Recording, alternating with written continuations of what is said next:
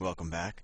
In the last video, I just, at the end of the video, like I always do in an attempt to confuse you, I told you that if I had two vectors, and let me just make up some new ones just so I can draw them visually in a second or two. Let's call the first vector A. Let me do a different color. This toothpaste color is getting monotonous. Let me do something that looks relaxing. So let's call the first vector A, and I don't know, let's say it's, let me make it interesting. Let me say it's minus 3 times the unit vector I plus 2 times the unit vector j. And then I have vector B, and that is equal to, I don't know, let's say it's 2 times the unit vector I plus, I don't know, let me say 4 times the unit vector j.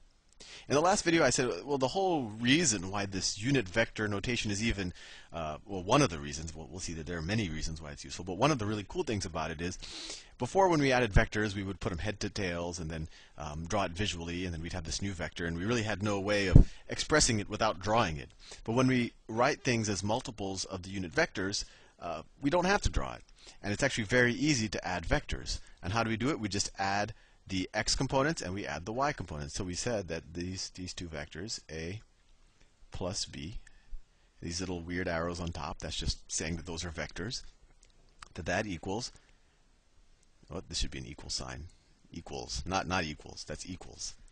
So it's minus 3 plus 2I, and I'm going to arbitrarily switch colors because it's getting monotonous, plus 2 plus 4j. We just added the x components, or the multiples of I, and we added the y components, or just the multiples of j, right? Because I was the unit vector in the x direction, and j was the unit vector in the y direction. And we get, what's minus 3 plus 2? That's minus 1. So we get minus 1I, or that could just be minus I, but I'll write the 1 just because we're just getting warmed up with unit vectors. So minus 1I plus 6j. And when I did that, you might say, well, Sal, I can't just take your word for it because you seem kind of a, not someone who should be believed blindly. So, and I think that's a valid opinion to have. So I will show you that this works by adding the vectors visually. So let's draw it, and I think this will give you a little better sense of unit vectors generally. Let me draw the axes. So that's my y-axis. And let me draw my x-axis. I have to make sure I have enough space to draw the unit vectors that we've drawn, or to draw the vectors that we've drawn. So that's, just to show you that the axes go on forever, I have to draw that arrow. All right, so let's see, so let's say this is 1, 2, 3. This is 1, 2, 3, 4, and I draw 1, 2, 3, 4, 5, 6. And I think we should be able to now add them. I didn't have to waste all the space down here. So let's just first draw the vectors.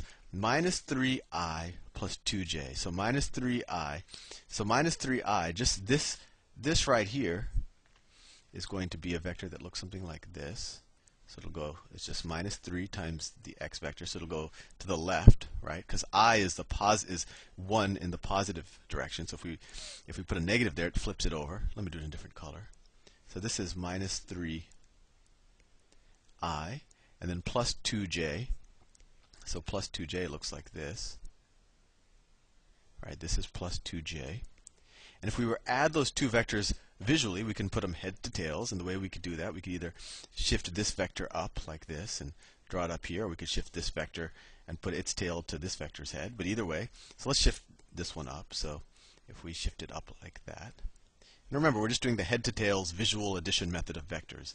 So I just put this tail to this head, and what do we get? So vector A will look like this, and I'm going to do it in the same color as vector A, just so, because I have a feeling that this diagram might get complicated. Well, if I wanted to use the line tool, hit undo, do the line tool. Okay, so this is vector A. That's what vector A looks like. And so we worked backwards. I gave you the x component and the y component, and then I added them together by doing the head to tails method, and so this is what vector A would look like. And instead of drawing it, a very easy representation is exactly what we did up here, the unit vector notation. And what's vector B look like? So it's 2i, I'm going to do a completely different color. It's 2i, so it's this vector, 2 times the unit vector I, that's this, plus 4j, 4j 1, 2, 3, 4, so it looks like this. And if let's take this one and shift it over to the left so we can put its tail to this vector's head, so it would look like this. So vector B will look, and I'll do it in red, and I'll use the line tool. Vector B looks like this. Right? I just put its components head to tails, and that's how I got vector B.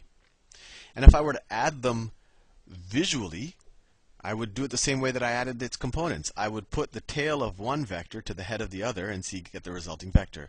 So we could do it either way. Let's shift this A vector. Let's shift it in this direction and put it, because remember, vectors, we're just giving a magnitude and a direction. We're not necessarily giving a starting point. So you can shift them. You just can't change their orientation or their magnitudes. And that's actually how you add them. You shift them and put them head to tails. That's when you add them visually.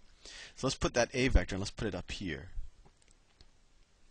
So if we have the A vector, it looks something like this. And I know the A vector will look something like this, and I want it to work out right. So the A vector looks something like that.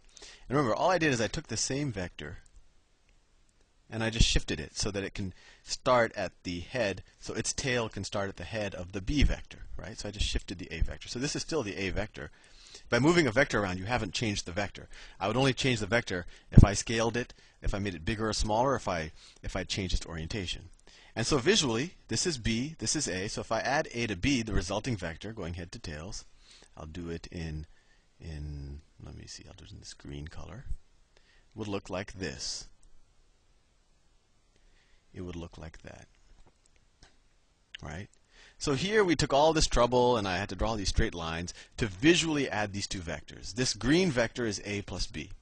Let's see if this green vector is the same thing that we got here. Let's see if it's the same thing as this.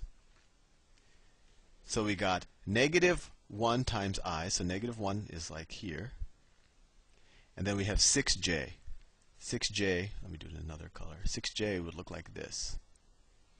6j looks like that. You put them heads to tails, and it would be something like this. And that is the green vector. And actually, just so you know, I know it didn't line up perfectly, and that's because I'm not drawing neatly. But these 2 points should actually be here if I were to have drawn this better. But I know this was very confusing. I had all these colors, but the whole point of it is I wanted to show that, you could visually draw vectors and then have, shift them around and then put them heads to tails and then get the resulting vector. That's one way to add vectors, and there's still no way to analytically represent it. Or you could just write any vector as its x and y components, and then the sum of the vectors is just going to be the sum of the x's and then the sum of the y's. And that's a much cleaner and a much easier and much less prone to error way of adding or subtracting, really, two vectors. So hopefully that was convincing that A plus B really is this vector. If it wasn't, I'm sorry, and I hope I didn't confuse you more. But now that we have this out of the way, and hopefully you're convinced that unit vector notation is useful, we can move on and maybe try to do some of our old projectile motion problems using this notation, and maybe it'll let us to do a little bit extra stuff with it. See you soon.